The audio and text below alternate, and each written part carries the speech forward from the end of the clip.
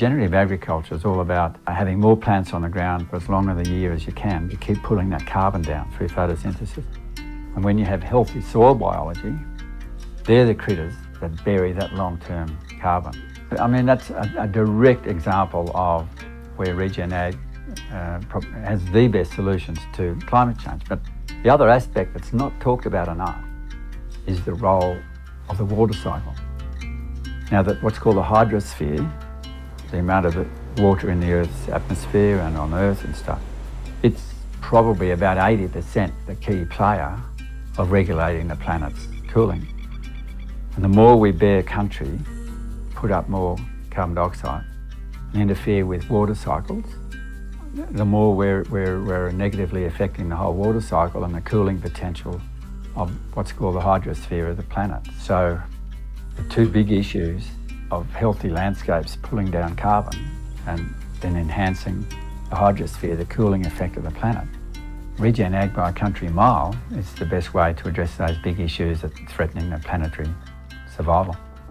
That so-called enlightenment process and then the scientific revolution, for all its wonders, all that brilliant thinking and philosophers and stuff, what it did was separate us from Mother Earth compared to an indigenous society, whose societies are usually very sustained and long-living. If you look at the modern human health diseases, in delayed fashion by about 10 or 15 years, they show exactly the same exponential rise. And we now know they are most of the cause of that, if not all the cause, is related to the chemicals we're putting into our food and our body, like glyphosate, we know it gets in, and the stripping out of the healthy nutrients that our bodies need, replacing them with only a few simple man-made chemicals. We co-evolved in landscapes to have a huge diversity, not just your minerals and all your 90-odd elements, but the tens of thousands of phytochemicals that are in forage plants, which in a healthy landscape your animals are eating, let alone what the biology is pulling out of the soil. One of the key soil biological factors in a healthy soil are your root fungus. They're called mycorrhizal fungi. In a healthy soil, these guys have a really unique symbiotic partnership with plants. Their part of the bargain in symbiosis is to go off and pull in all the nutrients and micronutrients, hundreds of them, back to the plant. And if that's a forage plant for meat or a crop, those nutrients are into that food. In a healthy cubic metre of soil with root fungus, those feeding tubes of the fungus bringing all those nutrients, could be 20,000 kilometres of them. If we come along and plough, spray, overgraze, those root fungus go, and you just got this drug addict dose of a few simple minerals. So a key factor that's just not discussed behind all that exponential rise of all our modern diseases is what we're doing to our soil. So the importance of regenerative agriculture is just, you can't even state it. It's the best solution to our planetary and human health crisis.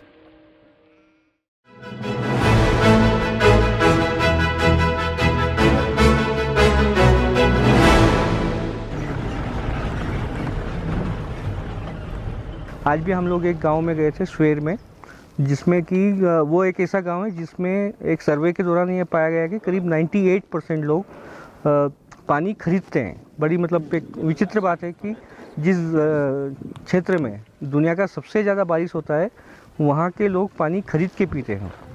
इस पानी का बहुत कम हिस्सा है जो एक तरह से पत्थरों के बीच में जमा होता है या मिट्टी में जमा होता है और धीरे धीरे वो स्प्रिंग के रूप में बाहर आता है।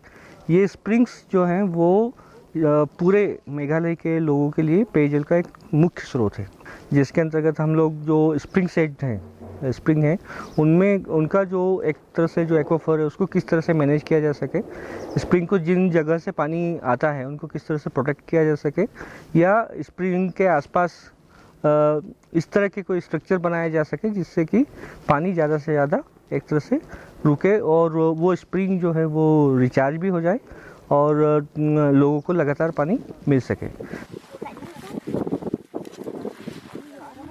We are now here in Swer village. We actually came with the SPS team from Madhya Pradesh for site visit to actually make sure about the structures that is going to be constructed. along the streamlines and springs. San foot lah alap di. 5 foot. 5 feet का है Ya kan ada utrai. Sini. Kacu ka iya. This is here some farmer, here some farmer, maybe here some farmer, maybe some here. So if you make this dugout, then you can benefit all these farmers. So for the sustainable use of this structure, what you do, you make a group and you can purchase a community pump.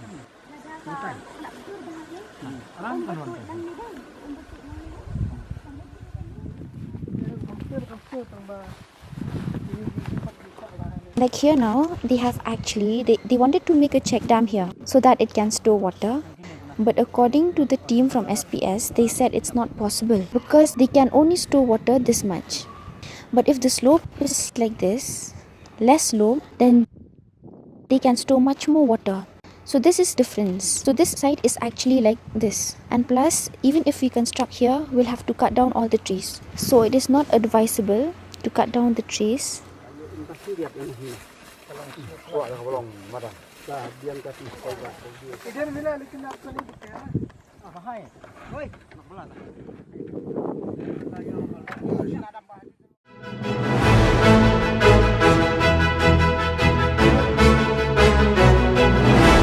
Let us first understand why the sea level rises. So we have a lot of emissions of greenhouse gases and aerosols pumped into the atmosphere, which is essentially causing the Earth's temperature to rise.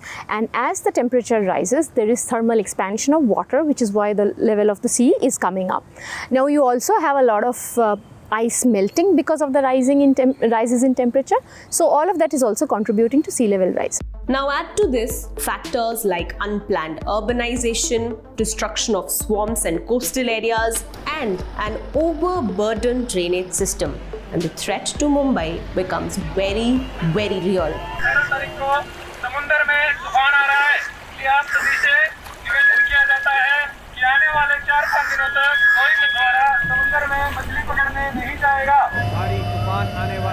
उस दिन जो तूफान आया, पूरे महाराष्ट्र के किनारे मछुआरे लोग की परेशानी बढ़ गई एकदम से।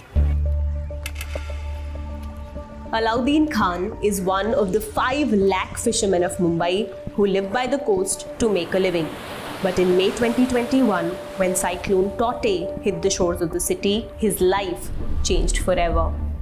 तूफान के अंदर जब मेरा बोट चला गया, नष्ट हो गया, 12-13 दिन के बाद एक एहसास होने लगा कि साला मैं पूरी तरह से टूट गया। मैं बच्चों को पढ़ाऊंगा कैसा, लिखाऊंगा कैसा। उस वक्त एक ऐसा दिल हो रहा था कि मैं पूरे परिवार को लेकर आत्महत्या करूं। We met Alauddin at the Lotus Jetty near the Haji Ali Dargah, and this is where the sea engulfed his boat. यहाँ का मछुआरा था, आज तो वाचमैनी करना पड़ा।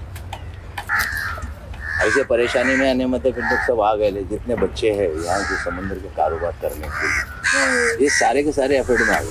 Cyclone Taute was unusual. Compared to the Sea of Bengal to the east, cyclones are uncommon in the Arabian Sea. But that is changing.